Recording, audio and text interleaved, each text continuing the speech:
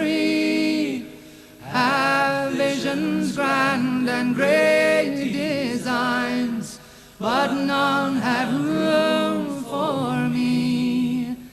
They see a world where everyone is rich and smart and young, but if I live to see such things, too late for me they come.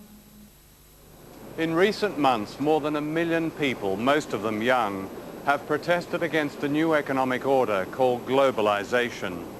This represents one of the greatest popular movements since the 1960s. Surely never before has the human race enjoyed such amazing capacity to create wealth and reduce poverty. Yet never before has the gulf between rich and poor been so vast and inequality so widespread. The facts of globalization are revealing. A small group of powerful individuals are now richer than most of the population of Africa. Just 200 giant corporations dominate 1/4 of the world's economic activity. General Motors is now bigger than Denmark. Ford is bigger than South Africa. Unseen by shoppers in the high street, the famous brands of almost everything from running shoes to baby clothes are now made in very poor countries with cheap labor, at times bordering on a form of slave labor. Tiger Woods, the golfer, is paid more money to promote Nike than most of the entire workforce actually making Nike products here in Indonesia. Is this the global village we are told is our future? Or is it merely an old project that used to be run by the divine right of kings and is now run by the divine right of multinational corporations and by the financial institutions and governments that back them? This film is about these new rulers of the world, and especially their impact on one country, Indonesia.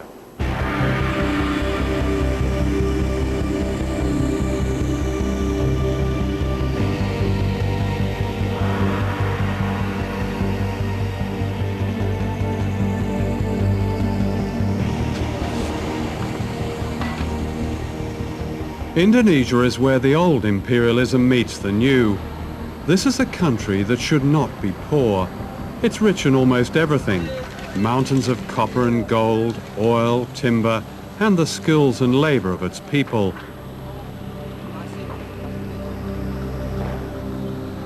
Colonized by the Dutch in the 16th century, Indonesia was plundered by the West for hundreds of years, a debt that is yet to be paid back.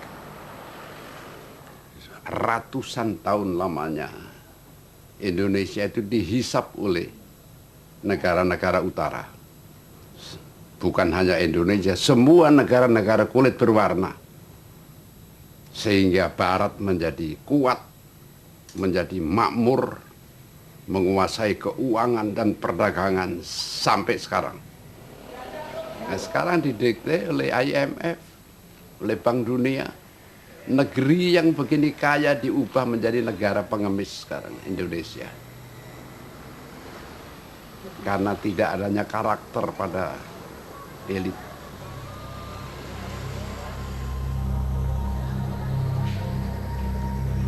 Globalization is used by its champions to suggest a coming together of people of all races, of all countries, and it will relieve poverty, it will distribute wealth.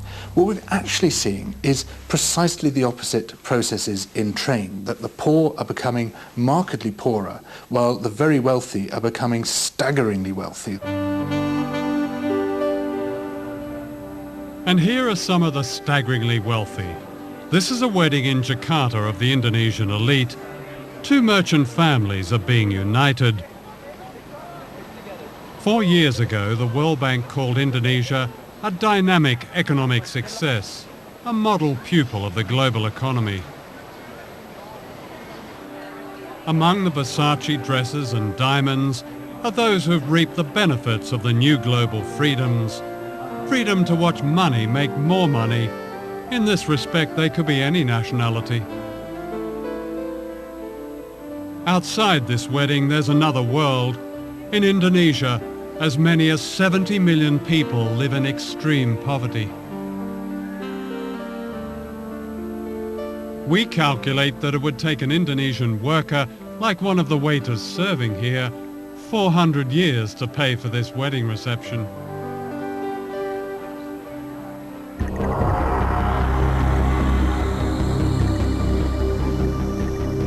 Less than 5 miles away is the backyard of the global economy, the site of the dynamic success you don't see. This is a labour camp that's home to workers who make the clothes we buy in the high streets and shopping malls. This is the human price paid for our fashionable trainers, our smart shirts, our jeans with a tag that says, "Made in Indonesia." Young people living here who make the famous brands are paid on average the equivalent of 72 pence a day, about $1. That's the legal minimum wage in Indonesia. According to the Indonesian government, it's just over half a living wage. The dormitories are made from breeze blocks and packing cases. When it rains, they flood. There are open sewers and no clean running water. Many of the children are undernourished and prey to disease. While I was filming here, I caught dengue fever, carried by the mosquitoes which infest these slums. It kills children. The conditions here are not very different from workers' camps in other parts of Asia, in Africa and Latin America, where the famous brands are also made cheaply for lucrative Western markets.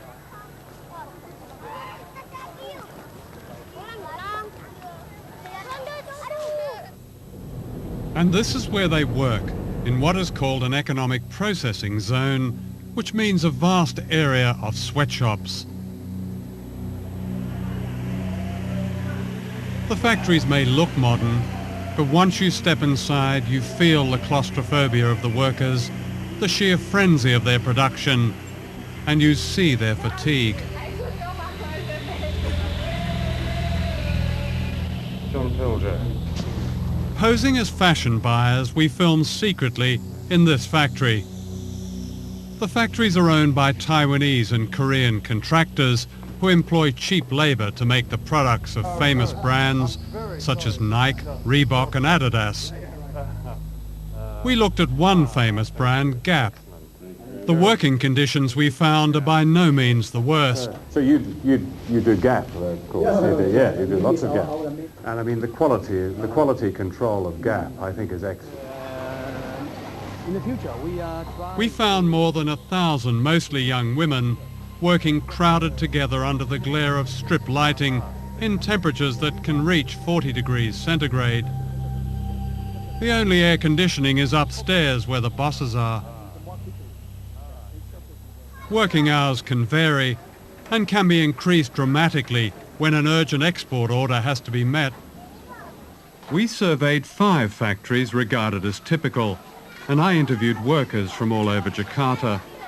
You work a 24-hour shift with just a couple of breaks, and then 2 hours later you start another shift. So in effect you work a 36-hour shift. Saya kerja long shift tuh dari jam 7.30 sampai pagi lagi 7.30, pas terakhirnya sore jam 18.30. Are you given any choice? Nggak bisa. What would happen if you refused to do this 24-hour shift? Ya mungkin ada hukuman, tapi belum pernah menolak sih. Jadi takut aja. On these long 24-hour shifts, do you recall what labels you were packing? Kebanyakan Gap sama Olive. Do any of the people from the Gap company ever visit your factory? Sering. Do they ever ask you about or investigate the working conditions, your working conditions? Dulu pernah ada tuh, tapi di personal itu anaknya tuh udah dikontak duluan gitu, udah nggak boleh ngomong yang salah gitu, harus sesuai omongan dari personalia. What did they tell you to say? Ya misalkan nggak bilang lembur longsip, terus pokoknya tidak boleh membuka rahasia perusahaan, tidak boleh menjelek-jelekan perusahaan. This is what the Gap company calls a code of conduct. In response to criticism, famous global brands like Gap have come up with these codes. They say the idea is to set standards and protect workers, but how effectively is it enforced? You have to come to Indonesia to really realize what codes of conduct means, and that it is almost useless to exercise or to implement code of conduct here in this country, because this government is always campaigning cheap labor here in Indonesia to attract the foreign investment, and codes of conduct cannot do anything about that. And because Indonesian workers is already very poor, and the rate of unemployment here is very, very high, so that people will work whatever kind of work they have, or how much they paid, they will still work. The Gap company stipulates a maximum working week of 60 hours. It says workers may refuse overtime without any threat of penalty. Are there people who do extraordinary shifts, like much more than 12 hours, even up to 24 hours? Ada, kemarin QC juga ya finishing itu dari jam 8 sampai jam 12 malam. Sampai jam 12 malam karena dengan alasan ini mesti diekspor. Kondisi mereka berdiri dari jam 8 sampai jam 12 itu berdiri, nggak ada duduk. 16 hours standing. Iya. Is that common? Kalau ekspor yang ini, ekspor harus selesai targetannya tanggal sekian, mesti. Is the Gap Code of Conduct displayed in the factory? Pasang sama sekali, bahkan peraturan perusahaan pun tidak ada yang dipasang di tingkatan pabrik. Nggak ada. Nggak usah kode etik. Peraturan di dalam perusahaan itu nggak pernah dilihatin dengan kami, apalagi kode etik dari suatu barang. These boxer shorts were made in one of the factories we investigated. Before we left London, we bought a pair at a Gap store in Oxford Street for £8. Out of that £8, an Indonesian worker gets less than 4 pence. It's the same for running shoes that sell here for £100. Out of that £100, a worker gets around 40 pence. That wouldn't even buy the laces. Ya kami kaget, benar-benar ya. Oh ternyata kami dalam satu celana ini kami bisa menguntungkan pengusaha begitu banyak, apalagi ribuan celana. Sehari minimal kami harus menghasilkan 3.000 celana. Itu minimal. Last year, the chief executive of Gap earned more than $5.5 million. The profits of Gap were $1.38 billion, and this is typical of many companies. In order to protect the workers in this film, we have not named the factories we investigated. In Indonesia, as in other countries which have sweatshop economies, workers who speak out face the danger of victimization from contractors and violence from anti-trade union forces. Dita Sari, a trade union leader, was herself imprisoned and tortured. Codes of conduct must be monitored by trade unions. How could you monitor codes of conduct if trade unions is still weak, if the police is surrounding their activists, and if they're facing repression whenever they operate? We asked the Gap company for an interview, but they declined, saying it was unfair not to identify the factories as they couldn't verify our evidence. We sent them a list of questions and they supplied this statement. Gap says it employs one of the most comprehensive factory monitoring programs in their industry. For some manufacturers, our standards are too tough and we refuse to do business with them. We prefer to work with them to fix the problem. We can't force them to comply. One of the things that we can do to take action in support of better conditions for people in developing countries is, when we buy anything, ask the retailer where this product comes from, under what conditions it's produced. Write to the company that made the product and say you want assurances that this comes from a factory that treats its workers well, that gives its workers rights to be able to form trade unions, etc. And these are some very basic ways in which we can act as informed consumers. I'm not afraid to bend my back. I'm not afraid of dirt. But how I fear the things I do for lack of honest work.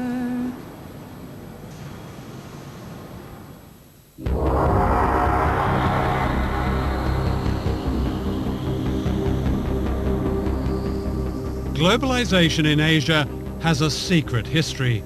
The great sweatshops and banks and luxury hotels in Indonesia were built on the mass murder of as many as 1 million people, an episode the West would prefer to forget. But many people here have not forgotten. In recent years, people all over the country have begun searching for the remains of loved ones murdered when General Suharto seized power in the mid-1960s, aided by the United States and Britain.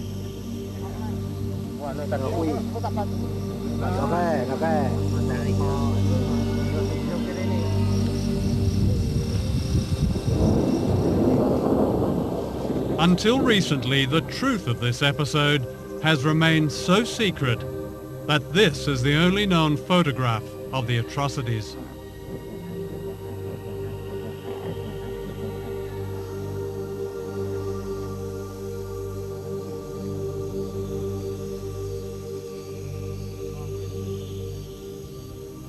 One day in early October 1965, a gang of thugs entered this school in Jakarta and beat to death the headmaster. He was suspected of being a communist. His murder was typical of the slaughter of more than 1 million people, teachers, students, civil servants, peasant farmers. Described by the CIA as one of the worst mass murders of the 20th century, the origins of this terrible episode have been covered in mystery. Certainly it brought to power General Suharto. But what is now emerging is the extent to which he was secretly backed by the United States and Britain and by Western business leaders. Within a year of the bloodbath, Indonesia's economy was effectively redesigned in America, giving the West access to vast mineral wealth, markets and cheap labor, what President Nixon called the greatest prize in Asia. To Western business, the great value of General Suharto was that he succeeded in getting rid of the founder of modern Indonesia, Ahmed Sukarno, a nationalist who believed in economic independence for his people. He kept the great Western corporations out of Indonesia and threw out their agents, the World Bank and the International Monetary Fund. It was only when one of his generals, Suharto, seized power that the door was open to Asia's greatest prize. When the Suharto regime came in after the putsch, they were able to make a lot of the fact that they were calling the IMF and the World Bank back in. They were going to rescue them, you see, and British propaganda in particular made a lot of this. You know, the IMF was decent, and it was going to bring order, and everything was going to be lovely in the Indonesian garden. And as I say, a British diplomat still alive has said to me that was very much a part of the deal. Britain and the United States secretly conspired to back General Suharto.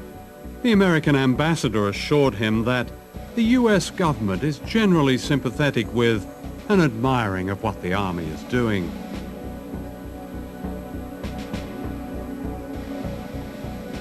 Thousands were rounded up. What was not known at the time was later revealed by American officials. The CIA had supplied a list of 5,000 opponents to be assassinated and embassy officials ticked off their names as they were murdered. The British ambassador recommended a little shooting as an essential preliminary to effective change. In the first few days, the British sources in particular purported not really to know what was going on. Of course they knew what was happening. I mean, there were bodies being washed up on the lawn of the British consulate in Surabaya. There were bodies floating all over the Malacca Strait and so forth. A man called Hadi Broto, a lieutenant colonel or something, was anxious to take some troops, Indonesian troops, from the east coast of Sumatra, from the northeast coast of Sumatra, to east and central Java, so that they could take part in what we now know was this terrible Holocaust, really. He found a Panamanian ship, and the ship sailed with the troops down the Malacca Strait, escorted by 2 British warships. So the British were directly involved in, as what you describe, as a Holocaust? Well, I would count that some sort of involvement, wouldn't you? The American press reported these events not as a crime against humanity, but in terms of their economic advantage to the West. Time magazine called them vengeance with a smile, and the West's best news for years. Others described a gleam of light in Asia. The seeds of globalization were planted in the bloodbath. In 1967, the Time Life Corporation sponsored a conference in Switzerland that planned the corporate takeover of Indonesia.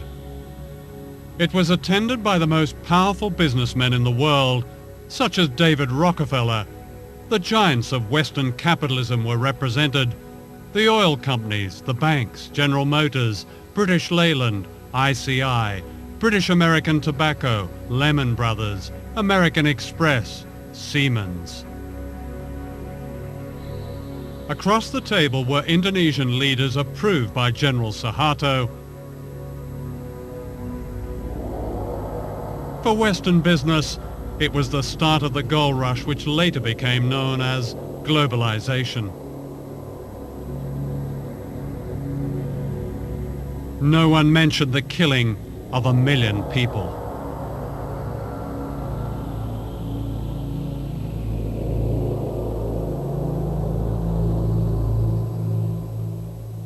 I've never, ever heard of a situation like this for any country, where global capital essentially holds a meeting with state and hammers out the conditions of their own entry into the country. The conference went on for 3 days. The first day was when the Indonesians spoke and essentially made their case. They divided into 5 different sections on the second day.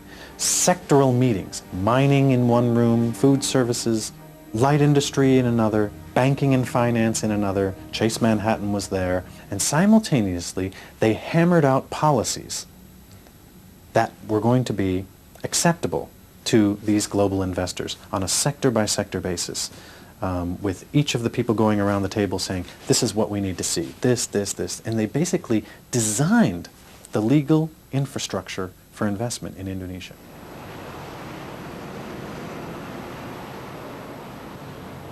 Was the foreign business community here aware that they were dealing not just with a corrupt, nepotistic dictatorship, but also with a mass murderer?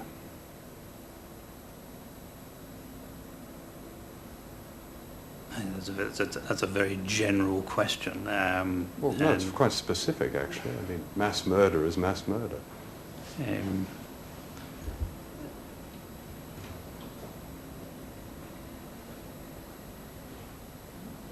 The fact that many people have died in Indonesia in unfortunate, tragic circumstances at the directly or indirectly as a result of the previous regime is hugely unfortunate. Whether if foreign investment had not been here, that would have prevented in any way those events occurring. Nobody has perfect vision on what might have been.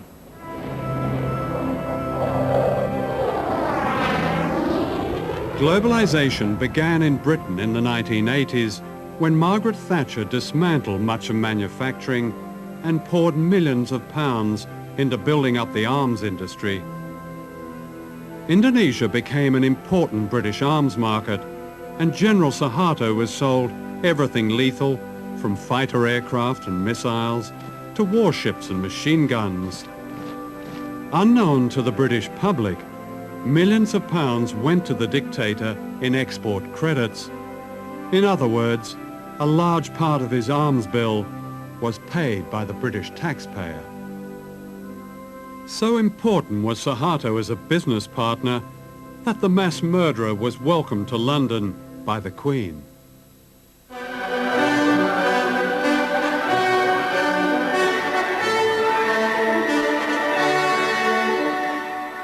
Who are the new rulers of the world? Their empire today is greater than the British Empire ever was. This is the centre of this new empire, all within a square mile in Washington. Down the road from the White House and the US Treasury is the World Bank and the International Monetary Fund.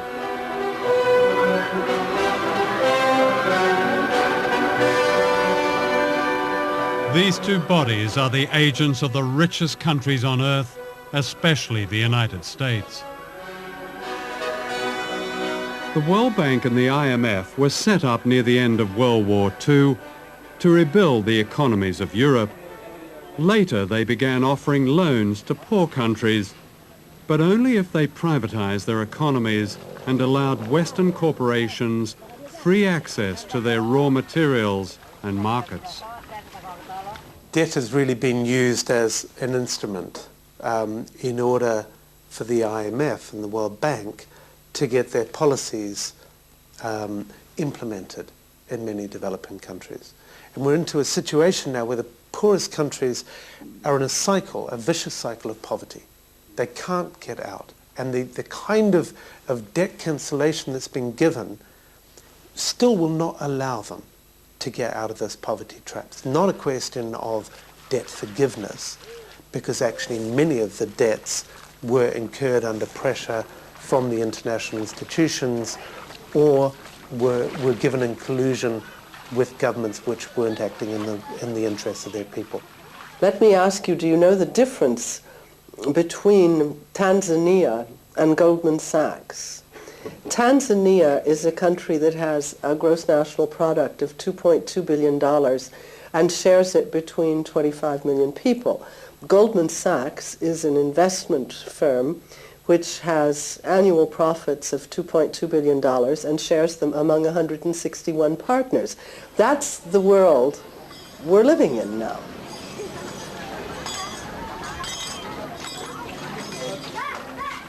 The World Bank says its aim is to help poor people, promoting what it calls global development. It's an ingenious system, a kind of socialism for the rich and capitalism for the poor. The rich get richer on running up debt, cheap labor, and paying as little tax as possible, while the poor get poorer as their jobs and public services are cut back in order to pay just the interest on debt owed by their governments to the World Bank. Here in Indonesia, where most people are poor, the handouts to the rich have been extraordinary, to say the least. Internal documents of the World Bank confirm that up to a third of the bank's loans to the dictatorship of General Suharto went into the pockets of his cronies and corrupt officials. That's around $8 billion.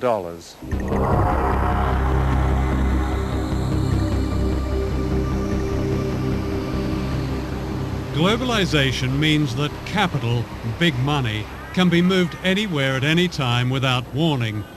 In 1998, short-term capital was suddenly pulled out of Asia, crippling the miracle economy overnight. When the Indonesian rupiah collapsed from being roughly 2,500 rupiah to the dollar to being what it is now, 10,000 rupiah to the dollar, The costs to Nike for each Indonesian laborer was cut to 25% of what it had been. And Nike got a great discount on Indonesian labor as a result, and did not unilaterally raise Indonesian wages to the same standard they had been prior to the devaluation of the rupiah. With the economy collapsed and Indonesia on the verge of revolution, Suharto was forced to step down, having already stolen an estimated $15 billion. During his reign of more than 30 years, Suharto had handed out public utilities to his family and cronies. They owned most of the national power grid.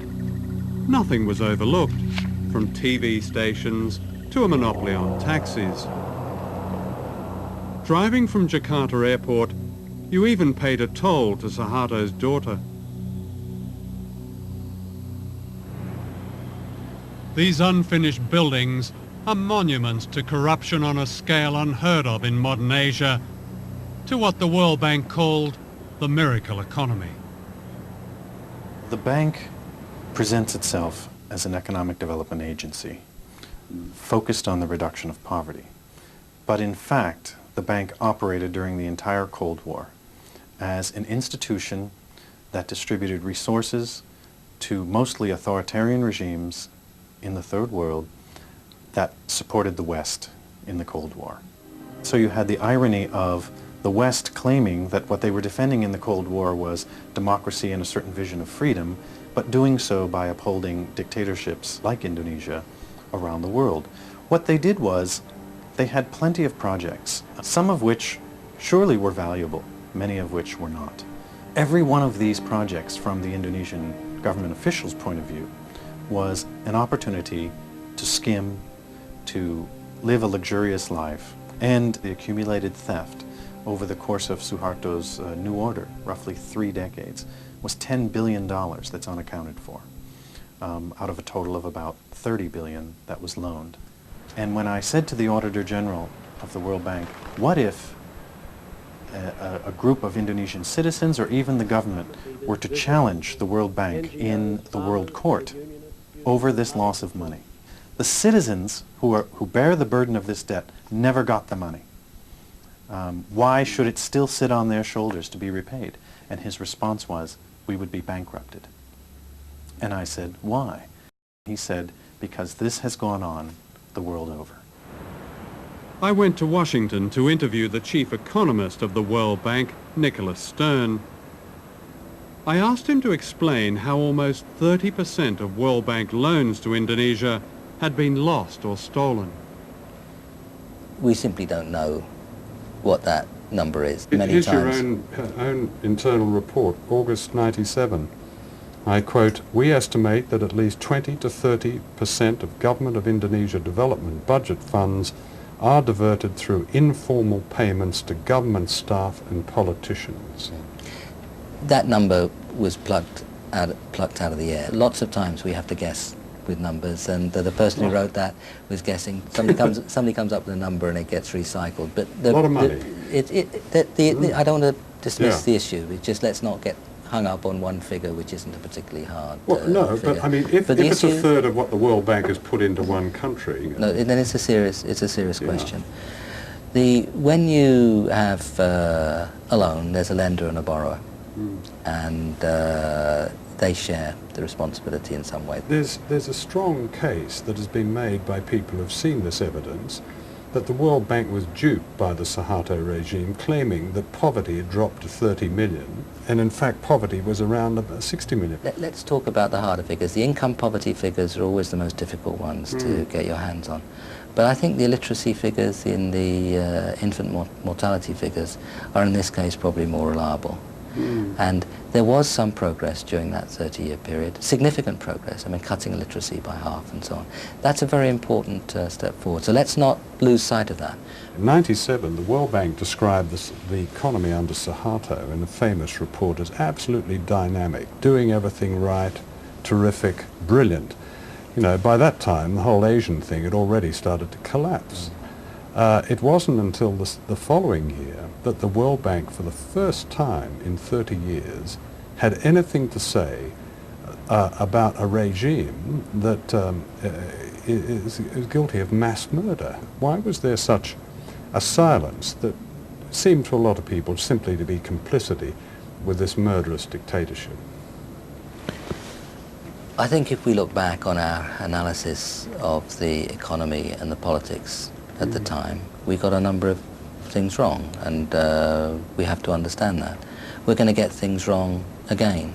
Not so many people called the Asian crisis before it happened. We failed along with That's your job, though, isn't it? You're all economists with fantastic degrees and brilliant backgrounds, and how can you get it that wrong?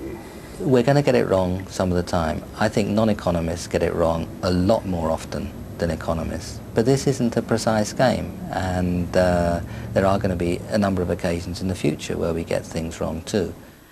So globalization creates debts, and debts creates misery, creates unemployment, creates the crisis, creates privatization, a lot of states' enterprise being privatized. So people will have to pay more to have an access for instance, like health, education. So it's not natural. Debts is not natural.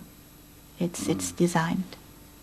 So in effect, the money stolen by the Suharto family is being repaid. Yeah. By us, by the children.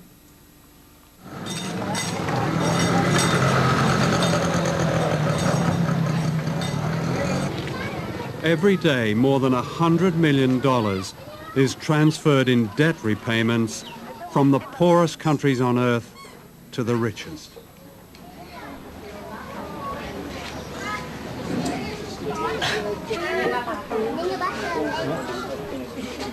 The poverty of families like this is paying off Indonesia's huge debt. The conditions of the IMF's latest loan include a reduction in subsidies on certain fuel and food. Half this man's monthly wage of less than £40 goes on medical treatment for his children who suffer from a serious blood disorder. As prices go up, he cannot even afford the special drugs that keep them alive. Keadaan anak saya yaitu yang pertama, dia menderita sakit.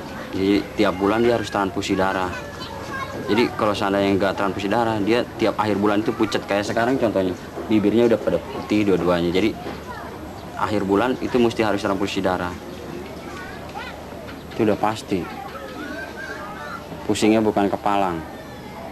Ya kalau seandainya saya sakit gitu nggak bisa masuk kerja, ya udah apa boleh buat. Paling kita bisa cari pinjaman buat berobat anak gitu. Nanti setelah kita kerja lagi baru kita bayar gitu. Kita cicil. Udah mandi kok Mbak Sis.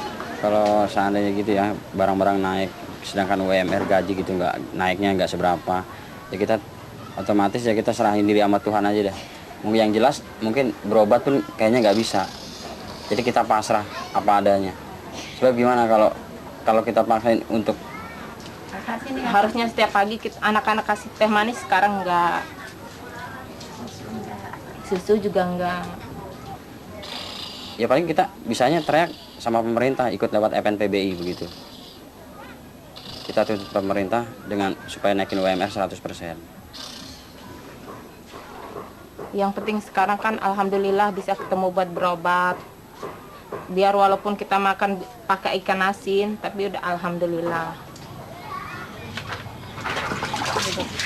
In the global economy, one American corporation dominates the world trade in food grains, while almost half the world's population, like this family, attempt to live on less than $2 a day.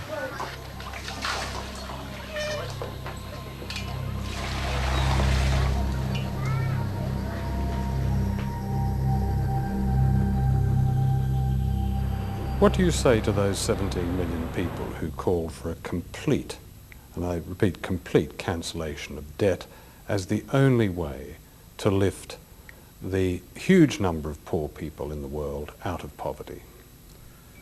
I'd say two things. First, what will lift people out of poverty is not cancelling their debt, but what policies their countries pursue, whether they educate poor people, whether they give them health. And so the question, and then what sort of economies they try to run. Do they integrate them into the world economy, or do they run corrupt economies? Those are the primary determinants of how well countries will do.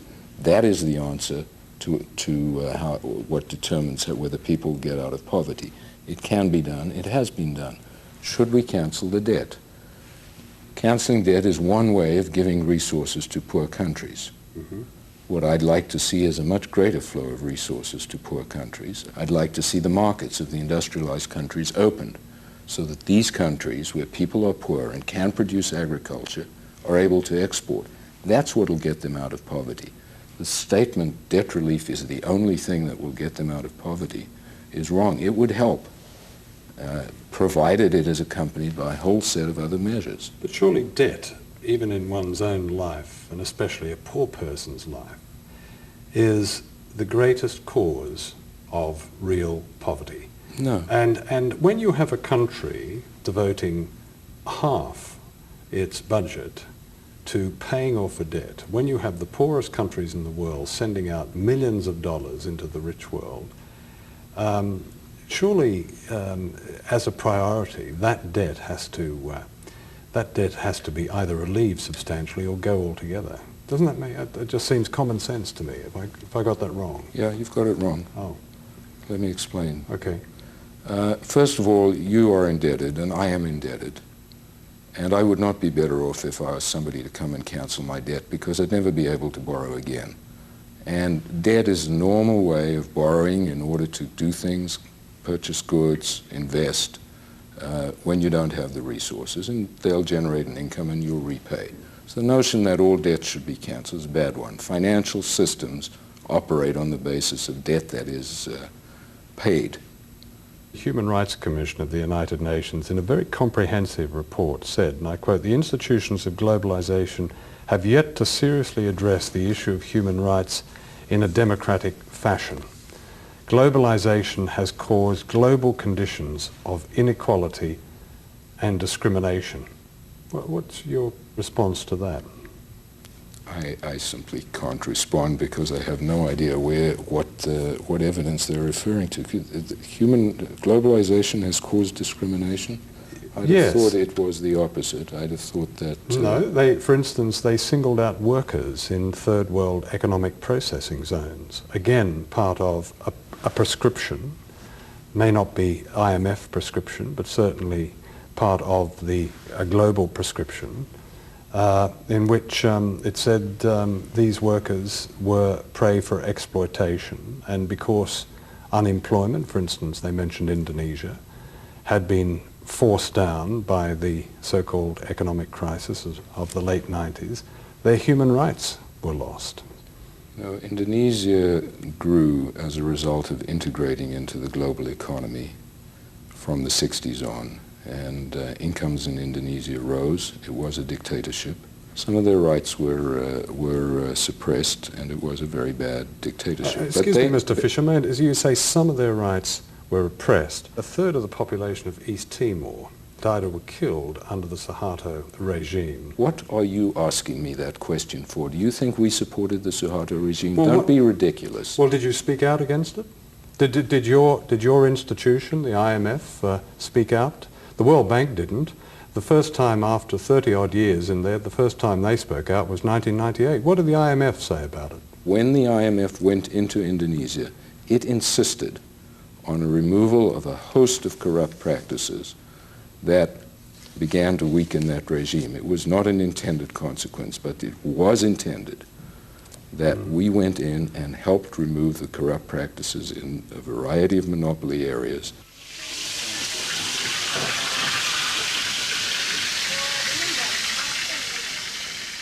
And because now the government, as recommended by the IMF, has already cutting off a lot of subsidies, not only oil and electricity, but also water and education and subsidies and agriculture.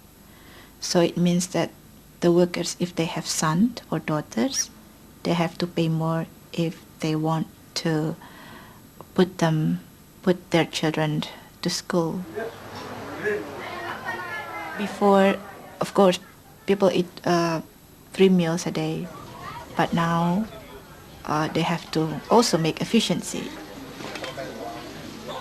So they eat, instead of 3, they eat twice a day, and or they reduce the quality of the food.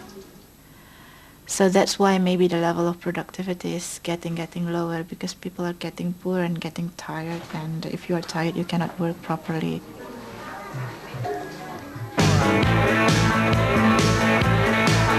You know capitalism is a lovely law. It says it don't count unless it sells. When it costs too much to build it at home, you just build it cheaper someplace else.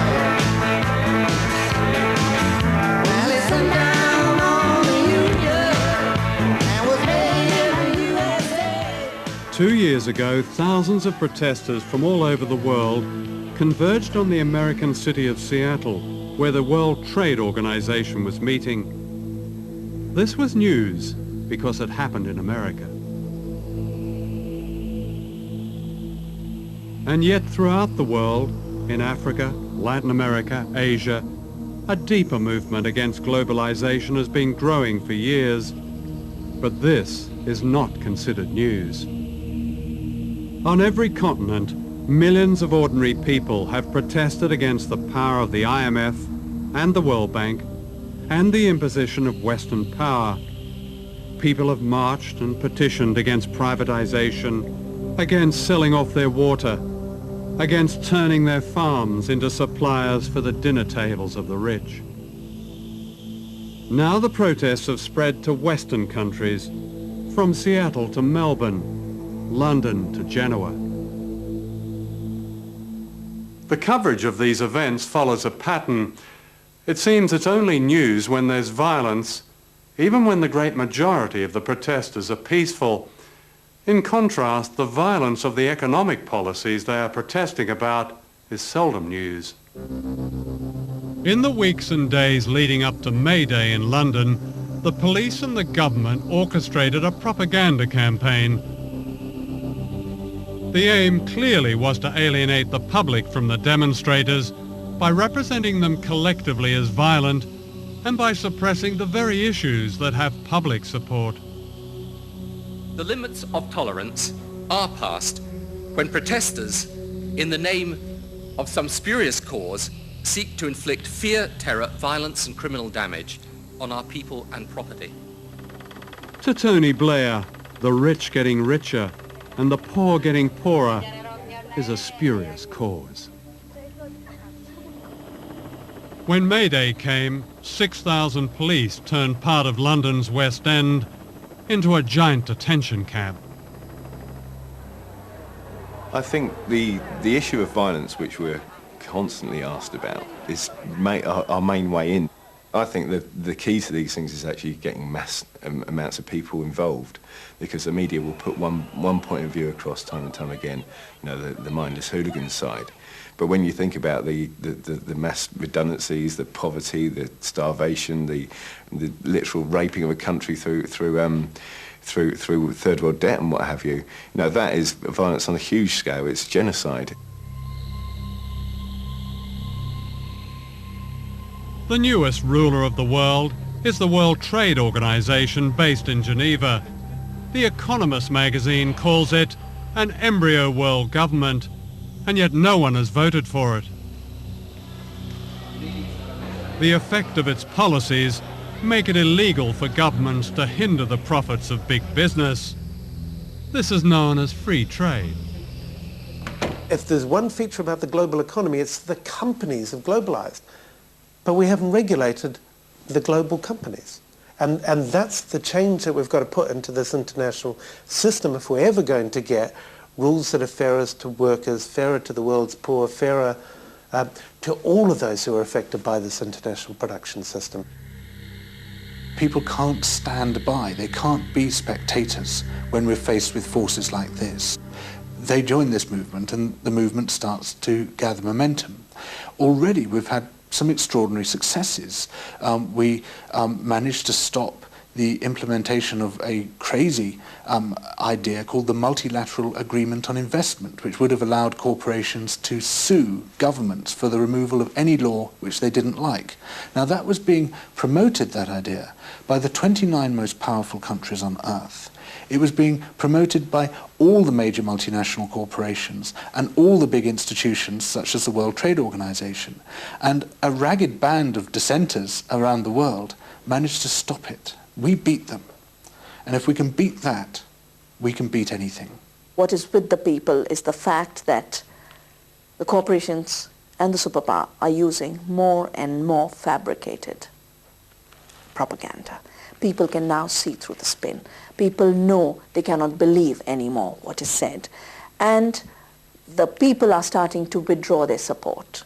They're starting to say, no, a government that only protects the Pepsi and the Coke and the McDonald's is not our government. In rich countries like Britain, globalization is well advanced. The disastrous selling off of the railways and the creeping privatization of everything from healthcare to air traffic control. The financial pages celebrate a booming economy, yet 1 in 5 British children grows up in poverty. There are almost 10 million Britons living in poverty. The gap between the rich and the rest gets wider, and this is said to be a spurious cause. All over the world, millions of ordinary people are asking why they have no say in decisions that bring hardship to their lives. They don't accept the view of President Bush and Prime Minister Blair that there's no other way. In Britain, the fact that only 25% of the electorate voted for the Blair government is part of this great unease. Why, people ask, should we accept a system of winners and losers, a system that puts a dollar sign on every public service and almost every human value? Why not abolish the World Bank and the IMF and the World Trade Organization and replace them with genuine trade and development institutions that are democratically accountable? And why not cancel a debt that condemns nations like Indonesia to poverty and disease? These are dangerous times. The one superpower left in the world has made its ambitions clear. This is a document of the United States Space Command. It says, the globalization of the world economy will continue with a widening between haves and have-nots. It says only military dominance will protect America's commercial interests. Why should we accept this? Why should our children have to face these divisions and dangers? None of them is God-given. All of them can be changed.